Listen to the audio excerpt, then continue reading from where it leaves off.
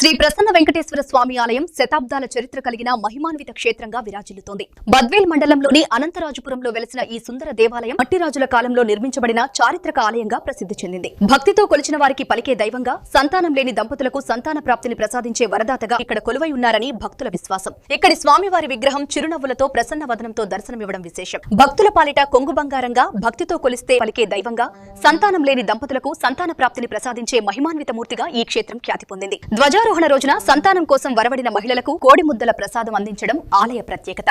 ప్రతి సంవత్సరం శుద్ధ దశమి నుంచి బహుళ పంచమి వరకు వార్షిక బ్రహ్మోత్సవాలు ఘనంగా నిర్వహిస్తారు. 26వ తేదీ అంకురార్పణ, 27వ తేదీ ధ్వజారోహణంతో ప్రారంభమయ్యే ఉత్సవాలు మార్చి 8వ తేదీ వరకు 11 రోజుల పాటు వైభవంగా సాగుతాయి. ఆలయ చరిత్రలో తొలిసారిగా పుష్కరిణిలో స్వామి అమ్మవారి తెప్పోత్సవం నిర్వహించడం ఈ ఏడాది మరో విశేషంగా నిలిచింది. శ్రీ ప్రసన్న వెంకటేశ్వర స్వామినే నమః. అనంతరాజపురం లక్ష్మీపాళ్యం గ్రామంలో వెలిసినటువంటి శ్రీ సిద్ధలక్ష్మి సమేత ప్రసన్న వెంకటేశ్వర స్వామివారి ఆలయ వార్షిక బ్రహ్మోత్సవాల్లో భాగంగా ఈ సంవత్సరము శ్రీ పాల్గొన శుద్ధ దశమి ప్రారంభం మొదలుకొని మార్చి 8వ తారీఖు వరకు పూలంగి సేవ వరకు కూడా నవానిక బ్రహ్మోత్సవాలు స్వామివారికి ప్రతి సంవత్సరం కూడా అంగరంగ వైభవంగా జరుగుతాయి. అలాగనే ఈ యొక్క సంవత్సరము విశేషంగా స్వామివారి యొక్క నూతన రథము స్వామివారికి ప్రతిష్టాపన కార్యక్రమం కూడా ఈ రోజున అంకురార్పణ రోజున స్వామివారి నూతన రథ ప్రతిష్ఠ కార్యక్రమం కూడా జరుగుతూ ఉన్నది. హోమాలు కూడా జరుగుతూ ఉన్నవి. కావున భక్తాదులందరూ కూడా నూతన రథాన్ని స్వామివారి యొక్క దివ్యమైనటువంటి కృపా కటాక్షాలని అందరూ కూడా సమపాళ్లలో పొందాలని చెప్పేసి భక్తులందరికీ కూడా ఇదే మా ఆహ్వానం గుడి తరపున.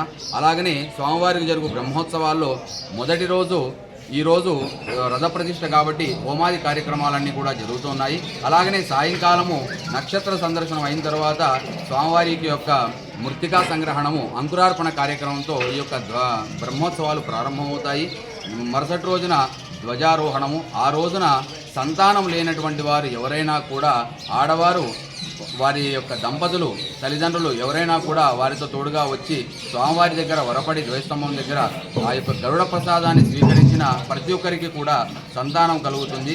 అందరూ కూడా సంతానం కలిగిన వాళ్ళు ఎంతోమంది, చాలా వందల మంది సంఖ్యలో ఉన్నారు స్వామివారి యొక్క సంతాన ప్రాప్తి పొందినవారు. కావున సంతానం లేని భక్తులు ఎవరైనా ఉంటే కూడా రేపటి రోజున ఉదయము 9 గంటల ప్రాంతమున ఆలయానికి విచ్చేయవలసిందిగా కోరుతున్నాము.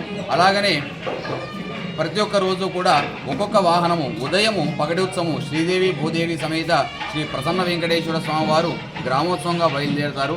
అలాగనే సాయంకాలం వేళ 7:30-8 గంటల ప్రాంతమున స్వామివారు వాహన సేవలో ఒక్కొక్క రోజు మొదటి రోజు శేషవాహనము, యాళివాహనము, సింహవాహనము, హనుమద్వాహనము, మోహిని ఉత్సవము, గరుడోత్సవము, ఇలాగా ప్రతి ఒక్క అశ్వవాహనము, గజవాహనము, ప్రతి ఒక్క ఉత్సవంలో ప్రతి ఒక్క వాహనం కూడా స్వామివారు అధిష్ఠించి గ్రామాన్నంతా కూడా భక్తులందరినీ కూడా సుభిక్షం చేయడానికి స్వామివారు ఈ యొక్క నవానిక బ్రహ్మోత్సవాల్లో సిద్ధంగా ఉన్నారు. కాబట్టి భక్తాదులందరూ కూడా ప్రతి ఒక్కరూ కూడా సకాలంలో ఆలయానికి విచ్చేసి స్వామివారి యొక్క జరుగు కార్యక్రమాల్లో అందరూ కూడా పాల్గొని స్వామివారి యొక్క తీర్థప్రసాదాలను కూడా స్వీకరించి స్వామివారి యొక్క దివ్య కరుణా కృపా కటాక్షాలకు పాత్రలు కావాల్సిందిగా కోరు